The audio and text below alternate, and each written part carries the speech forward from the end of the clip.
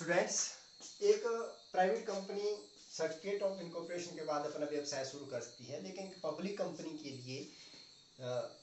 एक important document है जिसको प्रोस्पेक्टस कहते हैं। जैसे मैंने बताया था मेमोरेंडम ऑफ एसोसिएशन है, आर्टिकल ऑफ एसोसिएशन है, उसी तरह से प्रोस्पेक्टस जिसको प्रविवरण कहते हैं एक डॉक्यूमेंट्स होता है जो एक पब्लिक कंपनी जो जनता को सिक्योरिटीज शेयर या डिवेंचर जारी करती है, अर्थात जनता से पूंजी प्राप्त करने के लिए सिक्योरिटीज जारी करती है, उसके लिए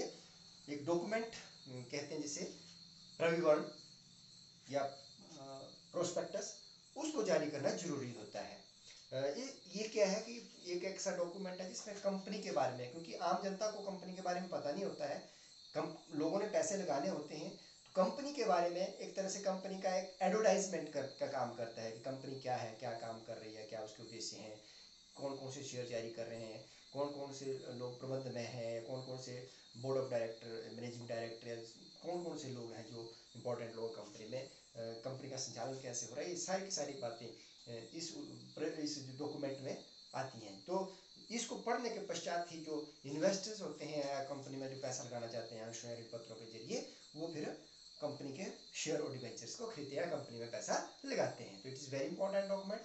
अंडर सेक्शन 2 सबसेक्शन 17 और कंपनी एक्ट 2013 उसमें डेफिनेशन दे रखी है।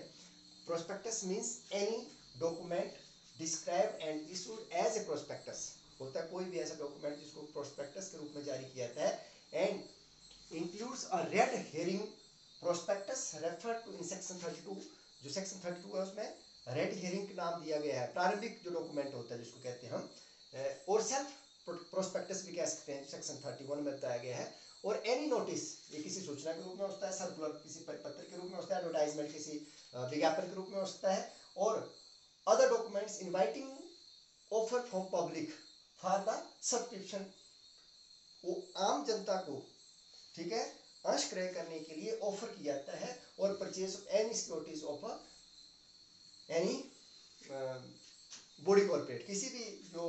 संस्था होती है या कंपनी होती है, बॉडी कॉर्पोरेट होती है, उसके अंशों को क्रय करने के लिए जनता को आमंत्रित करता था। इस डेफिनेशन में क्लियर किया गया है कि आम जनता को अंश जारी करने के लिए, आम जनता को आमंत्रित करने के लिए, अंशों को क्रय करने के लिए आमंत्रित करने के लिए कोई भी डॉक्यूमेंट या कोई भी सर्कुलर या कोई भी जो प्रोस्पेक्टस, रेड हेरिंग प्रोस्पेक्टस या सेल्फ प्रोस्पेक्टस, कुछ कोई भी नाम दिया जा सके, उस डॉक्यूमेंट को प्रोस्पेक्टस कहा जाता है। अब इसमें जो जो बातें वर्णित होती हैं, दे आर कॉन्टेंट्स जरूर तो बता दी है, क्योंकि कोई भी एक सार्वजनिक कंपनी आम जनता से पैसा लेना चाहती है तो उसके लिए जरूरी है कि वह प्रोस्पेक्टस जारी करे। लेकिन कंपनी अगर पब्लिक से पैसा नहीं लेती है, अपने निजी साधनों से जो पूंजी एकत्रित कर देती है, तो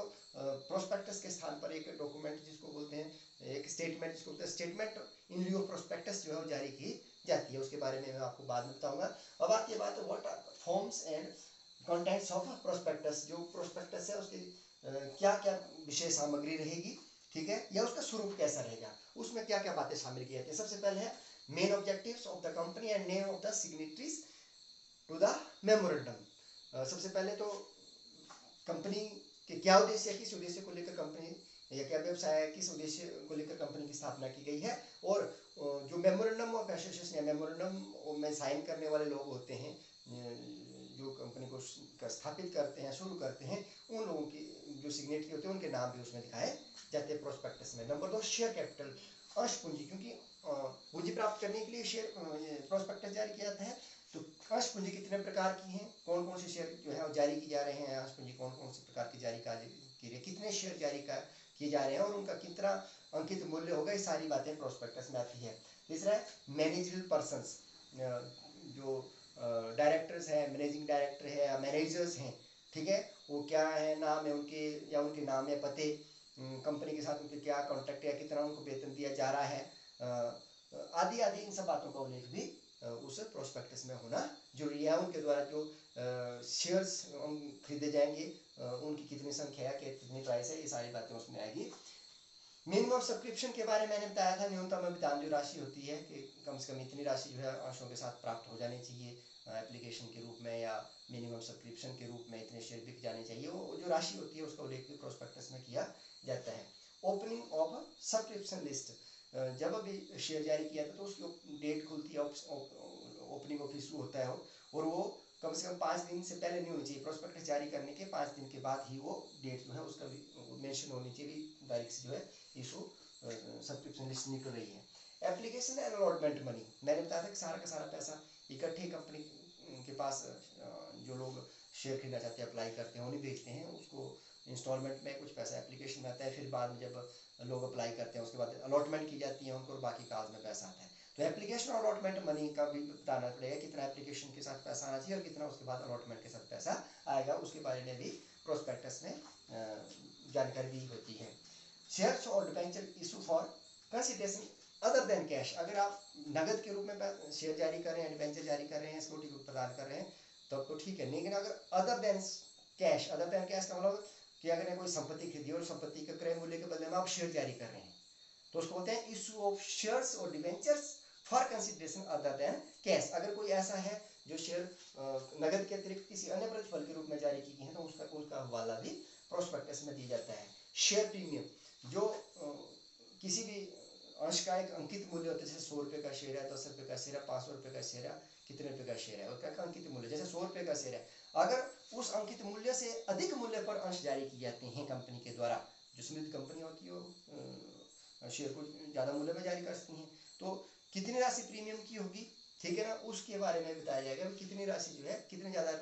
जैसे 100 रुपये का शेयर 120 में बेचा तो 20 रुपये प्रीमियम की राशि होगी, तो उस प्रीमियम की राशि के बारे में भी प्रोस्पेक्टस में देना होगा। अंडरराइटर्स, क्योंकि कई बार नई कंपनी होती है, शेयर बिकने की संभावना नहीं होती, इसलिए अंडरराइटर्स को से कॉन्ट्रैक्ट करते हैं हम कि जो अभिगोपक होते हैं वो कंपनी के शेयरों को खरीद लेते हैं। तो कौन कौन से अंडरराइटर हैं, उनका नाम पता और या उनको जो दी जाने वाला कमीशन है उसके बारे में भी वर्णन जो है प्रोस्पेक्टस में होना जरूरी है। प्रिलिमिनरी एक्सपेंसेस, प्रारंभिक व्यय, जो कंपनी की स्थापना के लिए व्यय किया जाते हैं उनको प्रारंभिक व्यय कहते हैं, ठीक है, प्रारंभिक व्यय, तो उनके बारे में भी किन किन लोगों के द्वारा प्रिलिमिनरी एक्सपेंसेस किए जाते हैं और कितना कितना व्यय किया गया उसका उल्लेख भी प्रोस्पेक्टस में होना चाहिए। प्रमोटर्स, कौन कौन से लोग हैं, प्रवर्तक हैं जिन्होंने कंपनी की स्थापना की है, सबसे पहले जिनके मन में आइडिया है, मैंने कंपनी को स्थापित करने से पहले जितने भी की जाती हैं वो सारे सारे प्रमोटर्स के द्वारा, तो कौन कौन से प्रमोटर हैं, उनके नाम पते हैं, उनके क्या कॉन्टैक्ट हैं, या उनको कोई पैसा दिया जाता है तो उसका हवाला भी उसमें होगा। ऑडिटर्स, कौन कौन से लोग हैं जो कंपनी के अकाउंट्स का ऑडिट करेंगे, ठीक है, तो उनके नाम पते और कब ऑडिट किया जाएगा और कितना पैसा उनको दिया जाएगा, ये सारी बातों का उल्लेख प्रोस्पेक्टस में होगा। डिटेल ऑफ बिजनेस, व्यवसाय के बारे में, व्यवसाय का क्या व्यवसाय कर रहे हैं, कितना बड़ा उसका आकार है, ठीक है, आदि आदि सारी की सारी बिजनेस के बारे में डिटेल जो है उस प्रोस्पेक्टस में देना जरूरी है, क्योंकि उसको पढ़ने के बाद ही लोग उस कंपनी में पैसा लगाने के लिए विचार करते हैं, तो उस प्रोस्पेक्टस के बारे में, उस बिजनेस के बारे में डिटेल जो है वहाँ पे होनी चाहिए। प्रॉपर्टी अक्वायर्ड, कंपनी जब स्थापित की जाती है तो संपत्तियां, लैंड, बिल्डिंग, फर्नीचर आदि इन चीज़ों की जरूरत पड़ती है, ठीक है, तो कौन कौन सी जो संपत्तियां हैं वो क्रय कर ली हैं, या कौन सी संपत्तियां जो हैं वो प्रपोज हैं क्रय करने के लिए, या कोई ज़मीन या चीज पट्टे पर ली गई है तो किसके द्वारा वो पट्टे पर दी गई है, इस तरह से इन सभी बातों का जो प्रॉपर्टी कंपनी अक्वायर करना चाहती है उसके बारे में डिटेल उसमें देना जरूरी है प्रोस्पेक्टस में। रिस्ट्रिक्शंस इन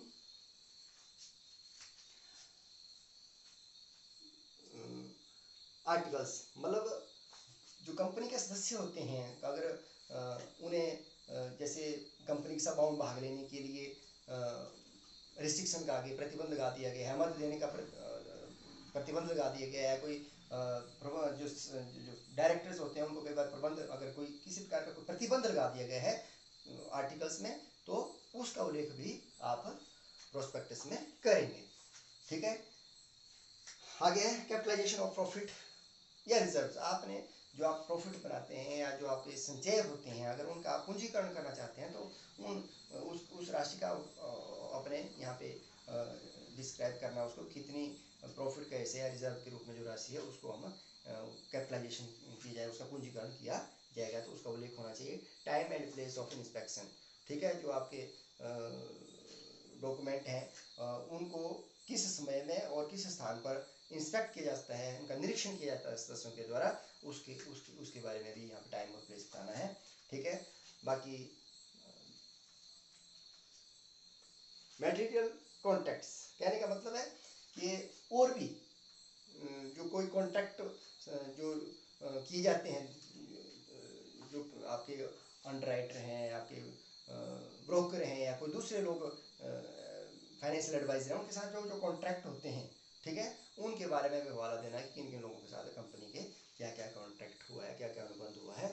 और कितना कितना पैसा उनको दिए है आदि, इन सब बातों का उल्लेख जो है प्रोस्पेक्टस में किया जा सकता है। तो एक सार्वजनिक कंपनी जो आम जनता से पैसा प्राप्त करती है पूंजी के रूप में, उनको प्रोस्पेक्टस जारी किया जाता है और प्रोस्पेक्टस की जो विषय सामग्री हो मैंने आपको बता दी।